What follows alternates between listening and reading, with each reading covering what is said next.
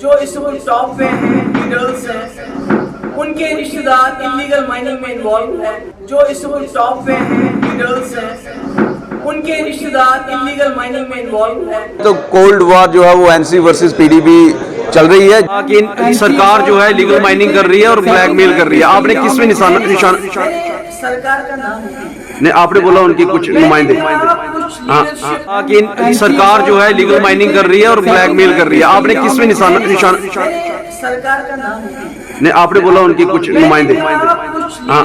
Illegal mining को लेके आज एक बड़ा बयान जो है वो पूर्व सीएम जम्मू कश्मीर स्टेट के और इस समय सदर पीपल्स डेमोक्रेटिक पार्टी की महबूबा मुफ्ती की तरफ से दिया गया है, जहां पे उन्होंने कहा है कि सरकार में रहते हुए उनके नुमाइंदे और उनके जो नॉन के लोग हैं वह जो है इलीगल माइनिंग अब भी कर रहे हैं। इसके साथ साथ उन्होंने ब्लैकमेल शब्द का भी इस्तेमाल किया। जब हमने सवाल पूछा तो क्या कुछ कहा उन्होंने, आइए देखें। कि सरकार जो है लीगल माइनिंग कर रही है और ब्लैकमेल कर रही है। आपने किस पे निशान मैंने सरकार का नाम नहीं, आपने बोला उनकी कुछ नुमाइंदे कुछ लीडरशिप जी तो हर जगह नहीं, वो स्टेट यूटी की सरकार है कि सेंटर की सरकार? ऐसे लोग हैं जो इस वक्त टॉप पे हैं, लीडर्स हैं, उनके रिश्तेदार इलीगल माइनिंग में इन्वॉल्व हैं।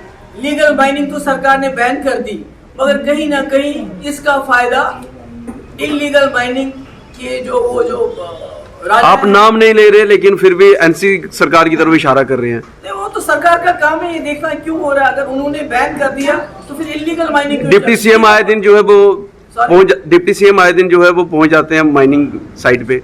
वो मुझे उससे कोई लेना देना नहीं।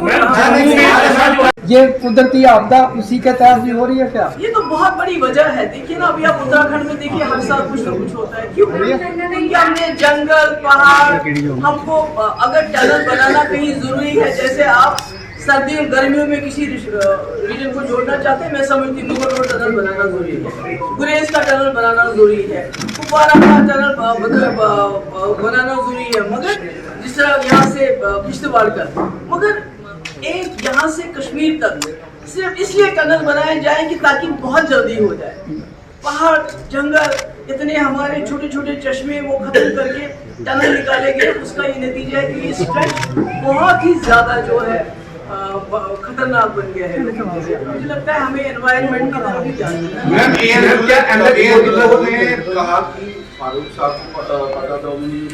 बीजेपी वालों ने क्यों कॉन्फिडेंस में नहीं लिया? इतनी फोन लगाने की क्या जरूरत थी कश्मीर में? अगर मुझसे मशवरा किया होता तो मैं असेंबली के जरिए 370 खत्म करने में उनकी मदद करता।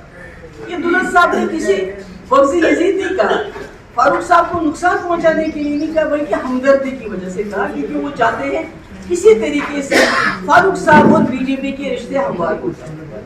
और बीजेपी ये जो फारूक साहब है, he should be in the good books of BJP, ताकि आपस में ये मिलके चले। तो जो आप उमर साहब कहते हैं, मुफ्ती साहब बड़ी छोटी छोटी बातें कही, वो इतना बड़ा मसला नहीं है। 370 के लिए फारूक साहब का ये कहना है कि मैं बीजेपी की मदद करने के लिए तैयार था, वो भी असेंबली के जरिए, ये बहुत बड़ा मसला है।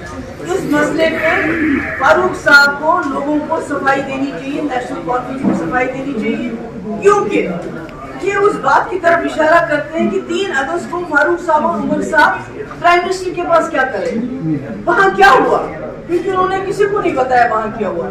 या उससे पहले 2014 जिस वक्त पीडीपी और बीजेपी की बात चल रही थी आपस में, उस वक्त देवेंद्र राणा जो इस दुनिया में नहीं है, उन्होंने कहा एक बार नहीं 4 बार उमर साहब और वो दिल्ली गए बीजेपी लीडरशिप से मिलने के लिए, ये कहने के लिए कि आप पीडीपी के पीछे क्यों पड़े हो, हम बिला शर्त व शुरूत बीजेपी के साथ सरकार बनाने के लिए तैयार है। तो कहीं ना कहीं कड़ी तो मिलती है। वो कहते हैं कि सरकार तो आपने बनाई, और वो कहते हैं कि आरएसएस बीजेपी को जम्मू कश्मीर में एक मौका देने के, तो पीडीपी सबसे बड़ा इल्जाम बीजेपी पे क्या है कि वो 370 और बीजेपी वो जमात है जिसने बीजेपी के हाथ 3 साल बांध दिए जब हम सरकार में थे।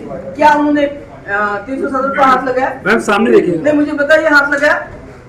अगर पीडीपी ने उनका साथ दिया होता तब तो अभी भी मैं वजीर आला होती, मुझे तो कोई छू नहीं सकता था, मगर हमने साथ नहीं दिया।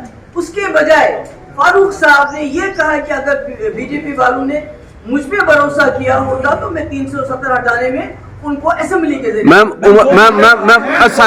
असेंबली कंक्लूड होने पे उमर साहब ने कहा बैट और टॉफी जो है पीडीपी ने बांटी। देखिए ये तो हकीकत है और अनफॉर्चुनेट है। जितने भी हमारे इंस्टीट्यूशंस हैं कहीं ना कहीं वो कॉम्प्रोमाइज हो रहे हैं।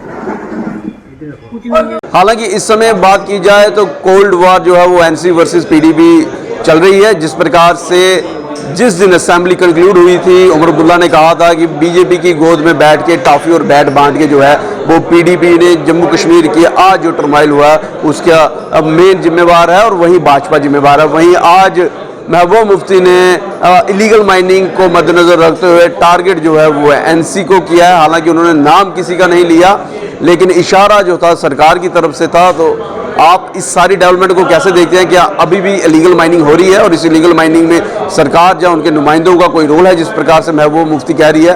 अपनी वैल्यू राय कमेंट सेक्शन में जरूर रखिएगा। देखते रहिए greater Jammu. Camera person Amit Singh के साथ मैं पंकज खजूरिया। जय हिंद।